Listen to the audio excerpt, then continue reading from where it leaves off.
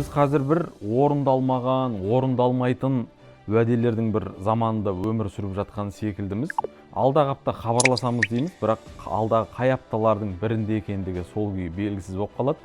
Немесе бір міндетті түрде шай ішейік дейміз, бірақ айтып аузымызды жиып болмай жатып ақ ол шайдың ешқашан ішілмейтін шай екендігін ішіміз сезіп тұрады. Бір қарағанда мұның бәрі енді бір мелочь, ұсақ түйек нәрсе сияқты, бірақ сөзімізге сай болмадық қой жігіттер. Меніңше мәселе бір бос уәдені бұрқыратып бере беруде ғана емес, қандай мелочь мәселе болсын, біз сөзімізде тұрмағаннан кейін адамдардың бізге деген сенімі азаяды. Ал сенім азайғаннан кейін адамдармен ара қатынасымыз бұзылады. Адамдар бізге сенбесе, адамдармен біздің отношениеміз нашар болса, біз ешқашан баймаймыз, жетістікке жетпейміз. Неге? Өйткені жігітті жігіт етіп тұрған оның жауапкершілігі ғой.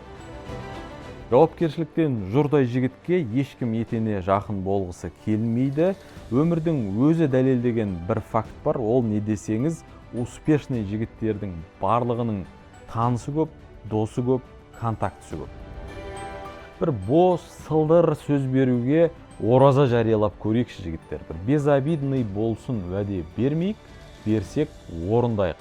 Өйткені біз уәдемізде тұрмаған сайын өтірікшілігімізді семіртіп жатырмыз, ал өтірікшілігіміз артып семірген сайын ұятымыз келмейді, ал ұятымыз кемісе бізден иман кетеді. Ал иман кетсе тындық қой.